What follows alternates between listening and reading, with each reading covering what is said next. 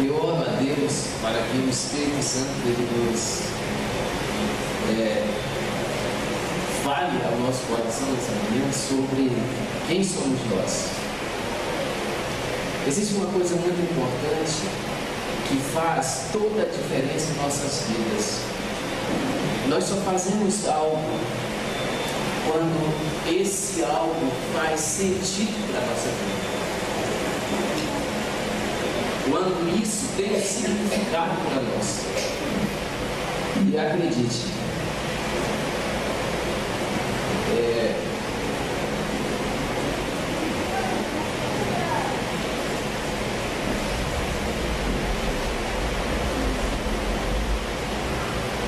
para muitas pessoas não tem sentido e não existe nenhum significado ser igreja.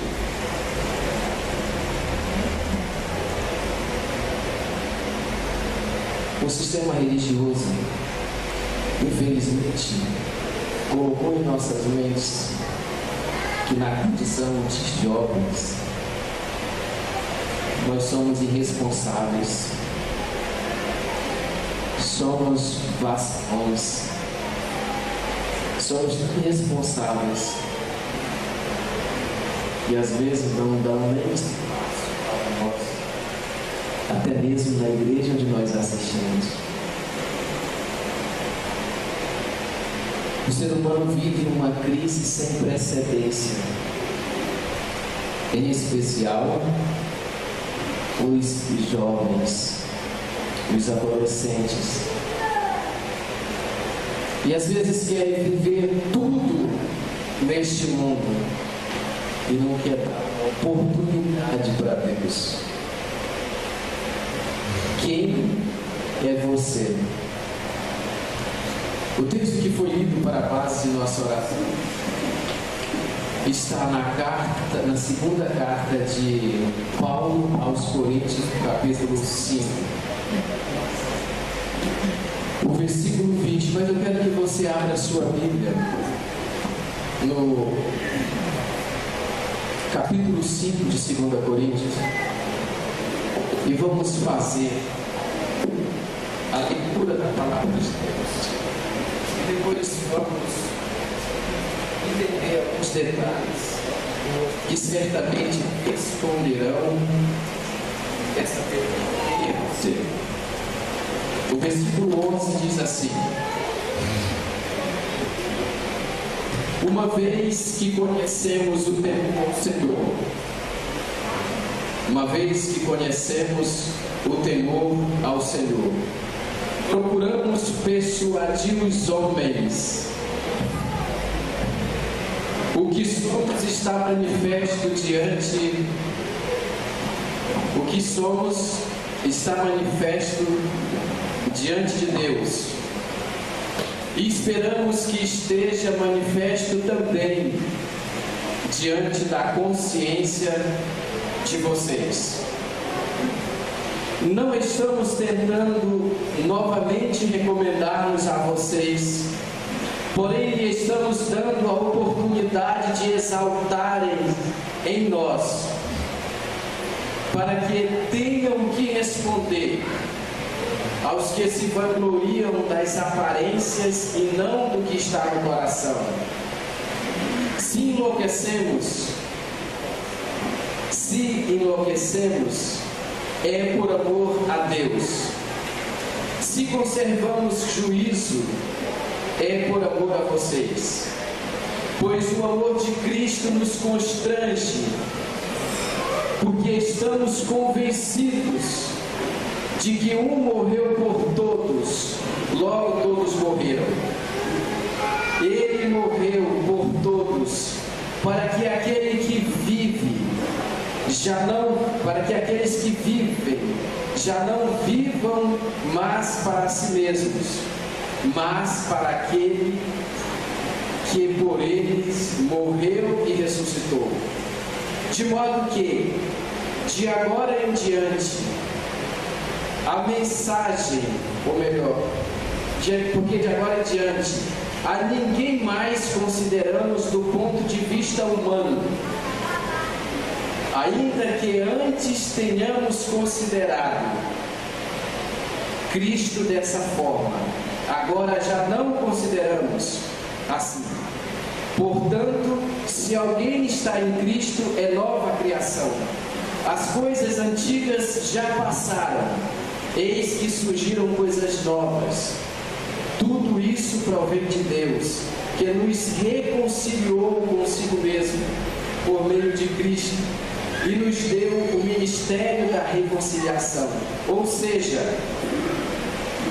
Deus em Cristo estava reconciliando consigo o mundo, não levando em conta os pecados dos homens, e nos confiou a mensagem da reconciliação. Portanto, somos embaixadores de Cristo, como se Deus estivesse fazendo o seu apelo por nosso intermédio. Por amor a Cristo, lhes suplicamos, reconciliem-se com Deus. Deus tornou pecado por nós, aquele que não tinha pecado, para que nele nos tornássemos justiça de Deus. Como cooperadores de Deus, insistimos com vocês para não receberem em vão a graça de Deus, pois ele diz: eu o ouvi no tempo favorável e o socorri no dia da salvação.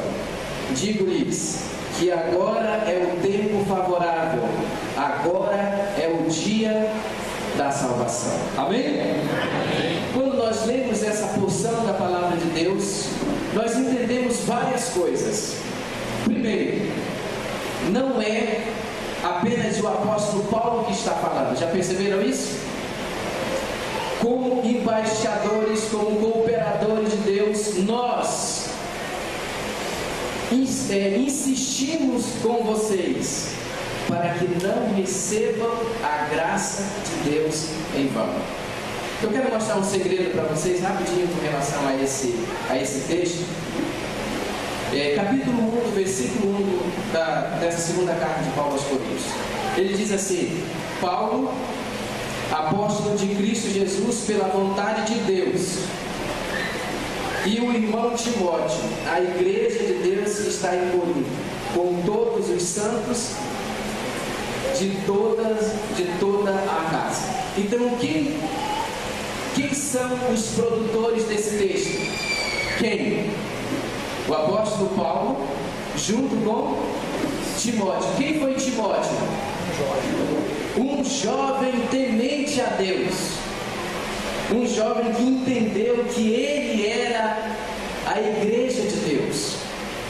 Um jovem que aprendeu de sua mãe e de sua avó a reverenciar a Deus, a tudo que for fazer, a tudo que fazia, ser com foco em exaltar o Senhor Jesus Cristo. Quando nos deparamos com essa pergunta, muitas vezes ficamos sem resposta. Porém, precisamos não responder, mas refletir sobre ela. Quem é você? Essa pergunta é feita em todas as entrevistas de emprego, correto? Isso tem a ver com o nosso autoconhecimento. Eu preciso saber quem sou eu. Quando eu descubro quem sou eu começo a ter cuidado até mesmo com o que eu falo.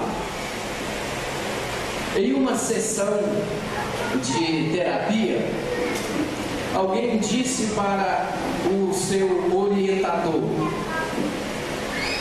disse assim: olha, quando tem em determinado momento eu fico extremamente nervoso. Olha, você anota isso, depois tu me fala o que foi que aconteceu antes para você ficar nervoso. E a pessoa começa a descobrir isso e depois descobre que ela tem que evitar certas situações porque ela não tem estrutura para enfrentar tal situação de forma tão difícil. Quem é você no contexto do nosso lema Somos a Igreja? Você sabe? Eu gostaria que ficassem em pé as pessoas de 13 a 17 anos, por gentileza. 13 a 17. 13 a 17. 13 a 17. 3 pessoas. 17 a 20. De 17 a 20. Quem tem entre 17 e 20 anos? De 20 a 30. Temos bastante gente. Nós sempre pensamos e falamos que os jovens são o futuro da igreja, não é assim? Mas na realidade você não é o futuro da igreja. Você é o presente. E na condição de presente da igreja você tem que assumir o chamado missionário de Deus para a sua vida. Mas vamos para a palavra de Deus. Na palavra de Deus, na segunda carta de Paulo aos Coríntios, nós encontramos algo maravilhoso e revelador sobre quem somos e qual a nossa missão na condição de jovens cristãos. O apóstolo Paulo, na condição de cristão e evangelista, ele sempre soube quem era, qual era a sua missão.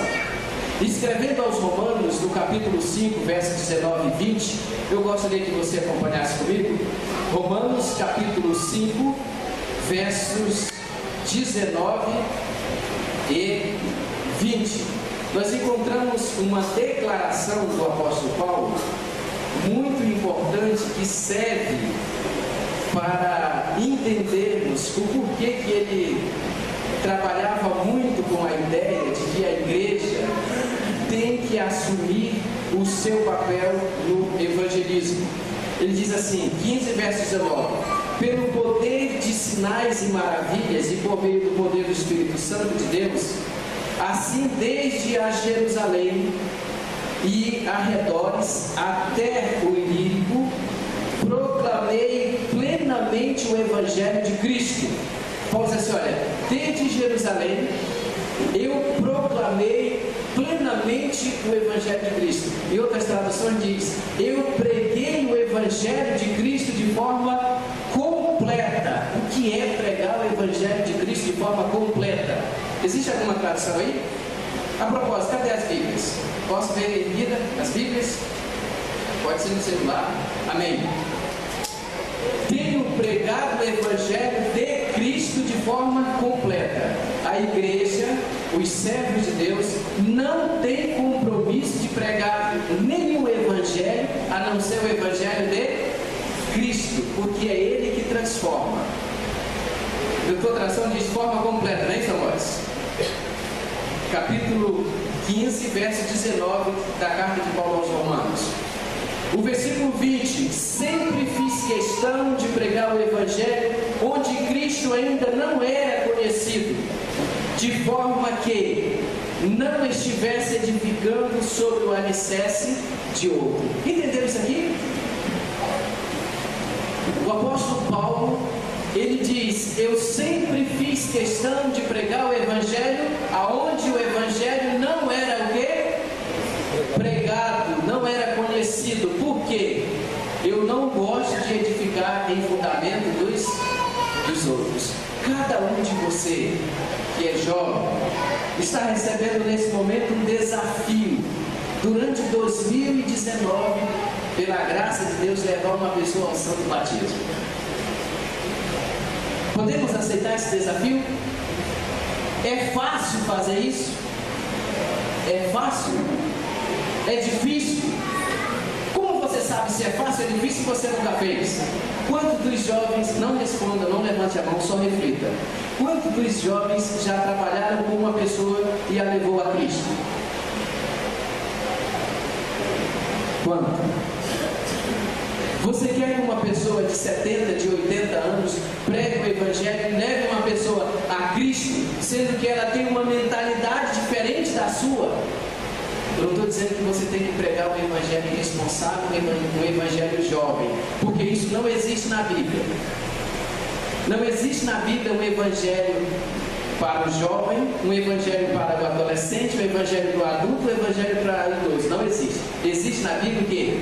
O evangelho de Cristo, que é para todos os pecadores. Uma criança de 2 anos é pecadora? Então é esse Evangelho de Cristo que tem que ser pregado para ela, apenas na linguagem dela. Deus adaptou o Evangelho à linguagem humana e não ao estilo humano, porque o estilo humano está rendido ao pecado. Paulo diz que nós somos escravos do pecado. A nossa natureza é pecaminosa. Por isso, tudo que vem de Cristo, com relação ao Evangelho, entra em choque com a nossa natureza. E para você achar que o Evangelho é gostoso, que é uma delícia servir a Cristo, independente de você ser criança, adolescente, jovem, adulto ou idoso, você precisa primeiro nascer de Deus. Mas você tem uma missão. E Paulo diz, olha, eu pregava o Evangelho em lugar onde não é conhecido. Ele dá testemunho da sua visão missionária e da forma como trabalhava e ensinava a igreja. 2 Coríntios capítulo 10, verso 15 e 16. Olha o que diz o apóstolo Paulo. 10, 15 e 16. Da mesma forma, não vamos além de nossos limites, gloriando-nos de trabalhos que os outros fizeram. É muito normal isso. Eu estou cuidando de uma igreja e no final do triênio ou de uma associação, aí tem o saldo positivo, 30 pessoas. Aí eu falo, olha, a nossa associação cumpriu a meta de 20% que a União estabeleceu. E essa meta é sua, jovem, porque você é igreja. Aí nós crescemos 20%. Quanto mesmo você fez? Quantas pessoas você levou a Cristo? Ou você acha que na condição de jovem você não pode fazer isso? Ou você tem vergonha de ser a igreja? Paulo diz, olha, eu não vou além dos meus limites, gloriando-nos, nós não vamos, de trabalho que outros fizeram. Nossa esperança é que, à medida que vocês, crescendo na fé que vocês têm, nossa atuação entre vocês aumente ainda mais, para que possamos pregar o Evangelho nas regiões que estão além de vocês, sem nos vangloriarmos do trabalho já realizado em território de outros. A visão de Deus, a visão de ministério para o apóstolo Paulo, não é que pastor e obreiro fiquem o quê? Fiquem o quê? Rodeando a igreja. E por que eles têm que ficar dessa forma? Porque nem para pregar, nem para cumprir a escala, nós jovens, que somos fortes, que já vencemos o maligno, porque a palavra de Deus está em nós. Por que fazemos desse jeito? Será que entendêssemos que somos a igreja, nós não cumpriríamos a escala? Será que se entendesse que somos a igreja, nós não participaríamos de um pequeno grupo? Pensa comigo. Um irmão de 75 anos é o diretor do pequeno grupo. Quantos jovens serão atraídos a esse pequeno grupo? Me digam. Quantos? Agora um jovenzinho de 14 anos é o diretor do pequeno grupo. Quantas pessoas poderão participar do pequeno grupo? Eu não estou dizendo que é o fato de idade, não. Porque se for um jovem irresponsável, é melhor não ter. Se for um jovem que não entenda que ele é a igreja, ele vai reunir o pessoal para ir participar de um entretenimento. E acredita, irmãos, a igreja não tem função de entreter ninguém. Quem tem função de entreter é o mundo. Porque enquanto você está se entretendo, você está distraído, o teu caso está passando no tribunal. A igreja não é para isso. Eu nunca vi função do ministério jovem da igreja ser para distração, para recreação. Não. A função do ministério jovem da igreja é a mesma que Cristo delegou aos discípulos: discipular, batizar e o quê? cuidar ou ensinar. Você consegue pensarmos mais em entretenimento do que em palavra de Deus? O que acontece? Temos uma geração vazia, uma geração sem compromisso com Deus, uma igreja fraca, uma igreja perdida, mas é a igreja de Deus. Precisamos, na condição de jovens, entender isso aí. O temor a Deus e o amor pelas pessoas nos motivam a ser igreja, a trabalhar para Deus. O versículo 11 do capítulo 5 diz assim: sabemos o que quer dizer temer o Senhor, e por isso, diz a linguagem de hoje, sabemos o que quer dizer isso, temer ao Senhor, e por isso procuramos levar as pessoas à verdade. O apóstolo Paulo diz, junto com Timóteo era jovem, ele está falando para a igreja tem jovens, e todas as pessoas têm que ter o espírito de jovem, e o apóstolo Paulo diz assim: olha, nós sabemos o que quer dizer temer ao Senhor, e isso nos leva, e por isso procuramos levar as pessoas à verdade. Quem tem a Bíblia na tradução de hoje? Aqui. Quando você sabe o que é o temor ao Senhor, você procura levar as pessoas à verdade. E o apóstolo Paulo diz assim: Deus nos conhece completamente, e espero que no seu coração vocês também nos conheçam. Por que Paulo está dizendo isso? Quando nós lemos o capítulo 4, do versículo 5 de 2 Coríntios, nós encontramos assim: Paulo está falando sobre um tesouro em vasos de barro.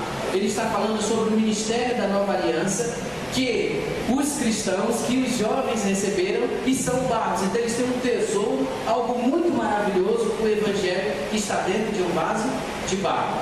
E ele diz assim: antes renunciamos aos procedimentos secretos e vergonhosos, não usamos de engano, nem torcemos a palavra de Deus. Ao contrário, mediante a clara exposição da verdade, recomendamos-nos a consciência de todos diante de Deus. Paulo está dizendo que, diferente dos outros líderes, ele não torcia a verdade para pregar o evangelho, mas ele expunha a verdade de forma como a verdade é. Por isso que aqui ele diz: Deus nos conhece, e vocês também. Nós nunca faltamos com a verdade, nunca torcemos as coisas para dar o sentido que queremos. Quem prega o evangelho não pode fazer isso. Se você tem um princípio ou uma doutrina que você não consegue sustentar na Bíblia, ela pode ser qualquer coisa, menos o quê? Menos doutrina, menos verdade. E acredita, todas as doutrinas que a Igreja Adventista do Sétimo Dia, Movimento de Reforma, prega, doutrina, não estou falando costume, tem fundamento na Bíblia. E quando você teme a Deus, você leva as pessoas à verdade. Por que isso? O apóstolo Paulo está fazendo uma referência nesse texto do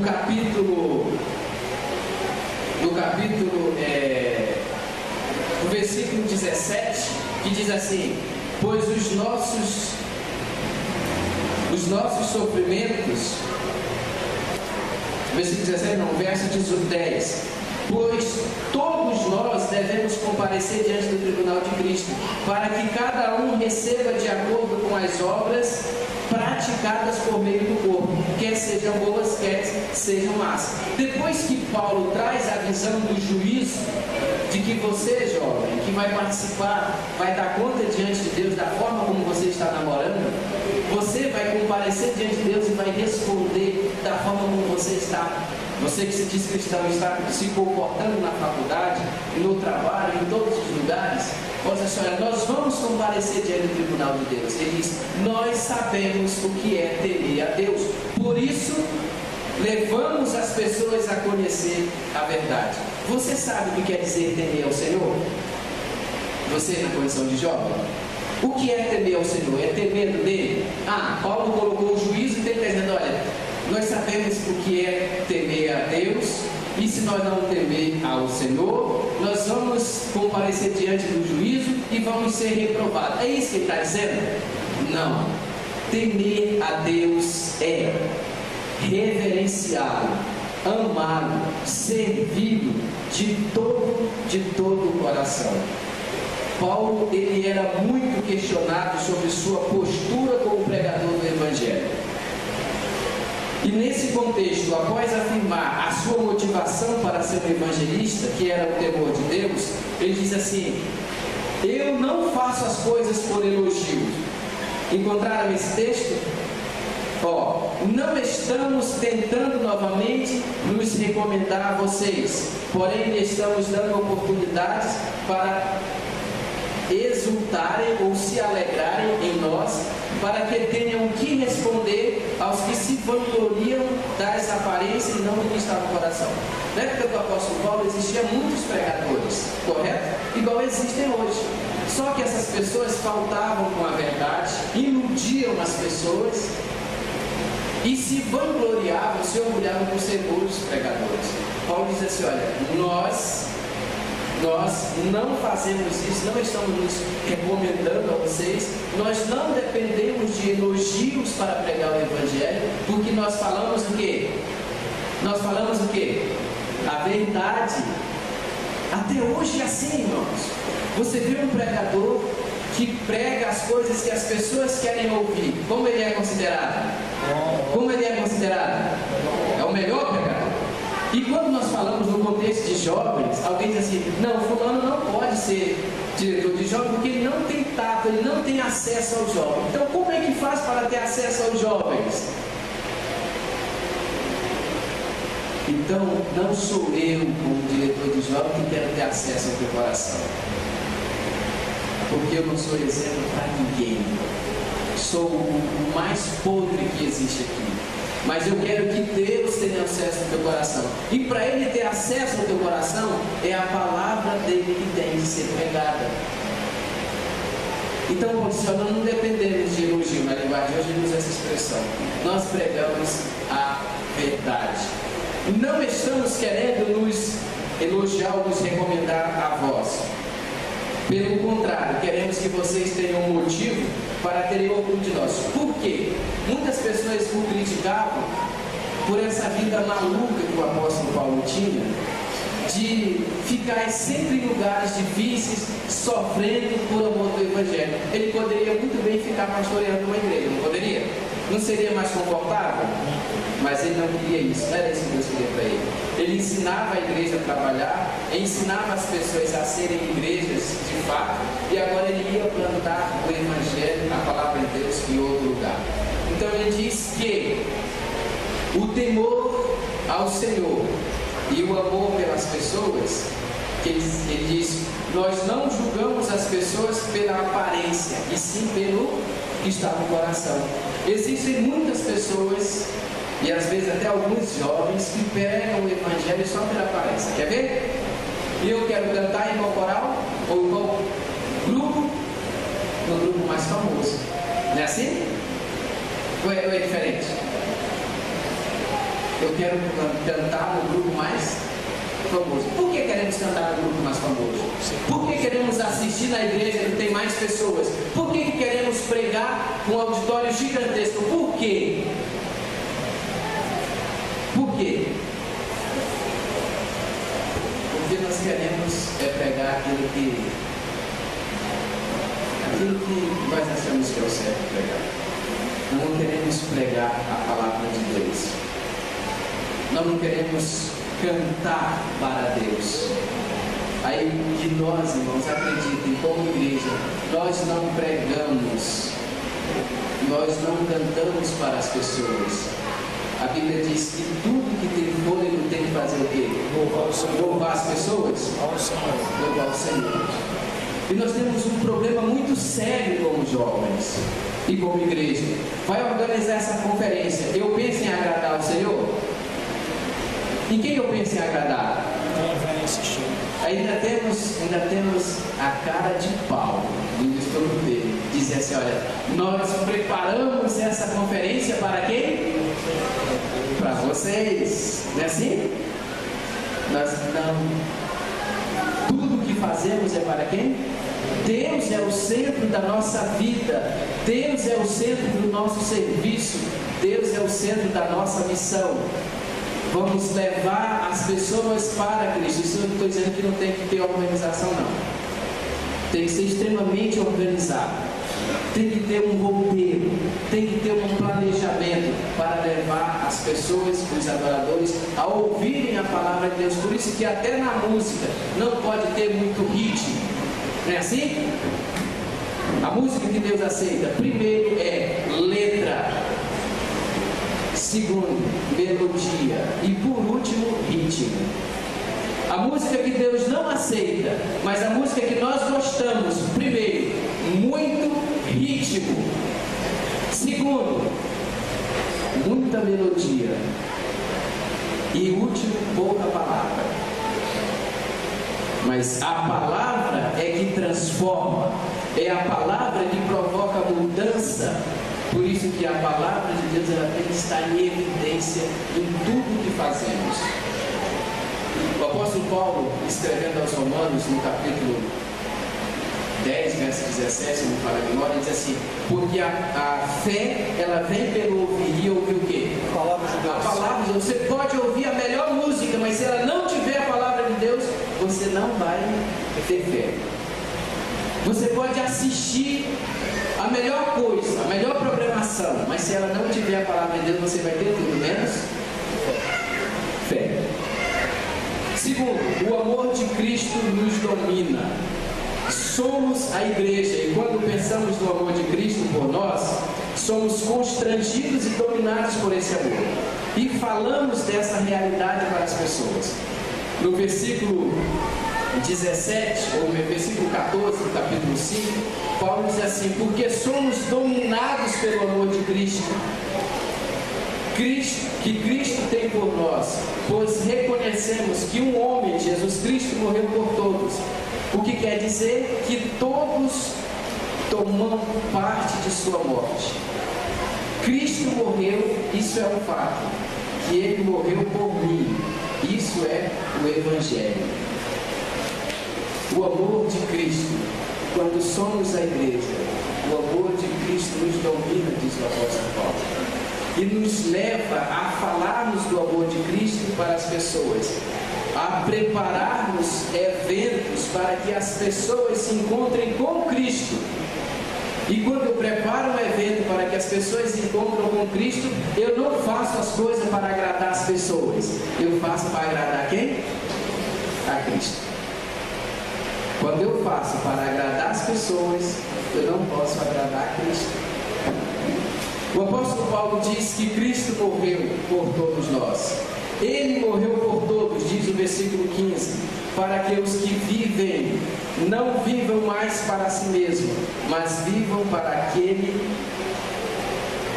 por quem ele morreu e ressuscitou para a salvação deles. Eu sou um jovem cristão. Nós vamos trabalhar durante todo esse triênio essa ideia, somos a igreja. Se Cristo morreu por você, jovem, diz o apóstolo Paulo, Cristo morreu por nós, para que aqueles por quem ele morreu não vivam mais para ele, mas viva para Deus. O que é viver para nós mesmos? Nós sabemos, não sabemos? E o que é viver para Cristo? Bem rápido, tudo que você gosta de fazer, absolutamente tudo, como ser humano, tudo que você gosta de fazer, que é contrário à vontade de Cristo, você tem que abrir o sinal de alerta. Se você pensa que o namoro hoje, no século XXI, tem que ser diferente do que era no passado, Não pense muito naquele argumento, é porque o tempo mudou. Hoje, em nosso meio, os meninos e as meninas de 8, 9 anos já estão se engraçando pelos outros. E às vezes eles estão até ficando. Mas é isso mesmo. Não tem como você mudar, é a realidade do momento. Deus se agrada disso? Não. Deus se agrada disso? Não. Isso é viver para Cristo. Viver para Cristo é só vir para casa, para a igreja, assistir um culto, uma coisa muito bonita? É isso? Não. Viver para Cristo é viver a missão que Cristo nos deu. Trabalhar com foco no discipulado, no batismo das pessoas e no ensino. Isso é viver para Cristo. No capítulo 12 da carta de Paulo aos Romanos, nos fala dessa realidade, do que é viver para Cristo. Capítulo 12 de Romanos, a partir do versículo 11, nós encontramos o seguinte relato.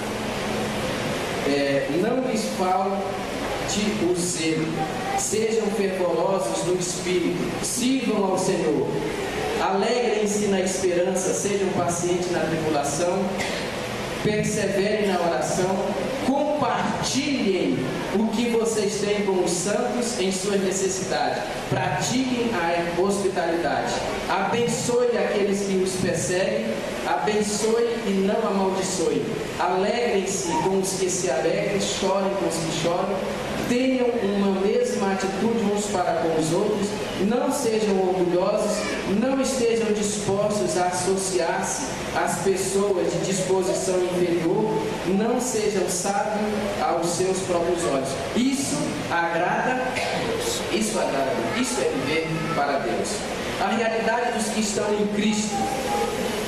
Se alguém está em Cristo, é uma nova pessoa, diz o texto que lemos em 2 Coríntios capítulo 5, de modo que de agora em diante, portanto, se alguém está em Cristo, é uma nova criação. As coisas antigas já passaram e eis que tudo se fez novo. Se nós estamos em Cristo, a motivação, se antes não tínhamos motivação para a pregação do Evangelho, agora passamos a ter, tudo se fez novo. E o versículo 18, Paulo diz que tudo isso provém de Cristo, que nos reconciliou consigo mesmo por meio de Cristo e nos deu o ministério da reconciliação. Jesus nos salvou para que pudéssemos cooperar com a salvação de outros, correto? Paulo vem falando tudo isso sobre a nossa função como igreja para chegar nesse ponto. Nós estamos em Cristo, porque Cristo nos reconciliou com Deus. E Ele nos concedeu um ministério da reconciliação. E no versículo 19, vamos voltar aqui, ele diz: ou seja, que Deus em Cristo estava reconciliando consigo o mundo, não levando em conta os pecados dos homens, e nos confiou a mensagem da reconciliação. Como foi feita essa reconciliação? Jesus não arrasou, não levou em conta o pecado dos homens. No capítulo 5, se não me falha a memória, verso 10 de Romanos, Paulo diz assim: nisto Deus prova o seu amor para conosco, porque Cristo morreu por nós, sendo nós ainda pecadores. E Deus nos deu, você jovem reformista, você é um embaixador do reino de Deus. E o que faz um embaixador? Pergunta: no Brasil, existe embaixador no Brasil? Sim ou não? Sim. Não? Sim. Por que não existe embaixador do Brasil no Brasil? Por quê? Porque o embaixador tem como função representar seu país em terra estrangeira, não é isso? Você é cidadão brasileiro ou é cidadão do reino do céu, espiritualmente falando? do céu. Você é cidadão do reino de Deus. Então você está representando o reino de Deus aqui na terra. E o embaixador, ele é responsável pela articulação política entre um país e outro, não é assim? A cultura do seu país de origem. E como é que você quer adotar para você a cultura desse mundo? O estilo de vida desse mundo? Responda seriamente, você é um embaixador de Deus? Ou você já se naturalizou mundano? Você é um embaixador do reino de Deus? Você representa o reino celestial? Ou você já se naturalizou mundano? Sabe o que acontece a partir do momento que o embaixador do Brasil nos Estados Unidos se naturaliza americano? Sabe o que acontece? Deixa de ser embaixador brasileiro. Ele deixa de ser. Ele deixa de ser. O mundo faz pressão para você, na condição de jovem, se tornar, se naturalizar nesse mundo. Viver a cultura, os prazeres, os pensamentos desse mundo. Mas nunca esqueça, você é um embaixador, o embaixador do reino de Deus. O apóstolo Paulo conclui essa abordagem à igreja de Coríntios, e eu quero concluir com as mesmas palavras dele. Como cooperadores de Deus, insistimos com vocês para que não recebam em vão a graça de Deus. É possível alguém receber em vão a graça de Deus? Sim. É possível. Um jovem que não está vivendo em santidade, um adulto que não está vivendo em santidade, um idoso que não está vivendo em santidade, recebeu a graça de Deus em vão. Paulo diz, não faça isso. Por quê? Pois ele diz, Deus diz, eu os ouvi em tempo favorável e os socorri no dia da salvação. Digo-lhes que agora é o tempo favorável, agora é o dia da salvação. Irmãos, hoje é o dia da salvação para mim, é o dia da salvação para você, é o dia da salvação para as pessoas que não conhecem a Cristo. E exatamente por isso que no capítulo 20, quando Paulo diz que somos embaixadores do reino de Deus, ele também diz que é como se Deus estivesse fazendo o apelo por nosso intermédio para as pessoas que não conhecem a Deus, por amor a Cristo, por amor a Cristo, lhes suplicamos, reconciliem-se com Deus. Que o Senhor nos abençoe e nos conceda a sua graça, para que possamos de fato ser a igreja e reconciliar as pessoas com Deus. Falar para as pessoas deixarem de serem inimigas de Deus, como diz a linguagem de hoje, e se tornarem amigas do Senhor Jesus, comprometidas com a missão. Amém? Amém. Deus nos abençoe para isso. Amém. Amém.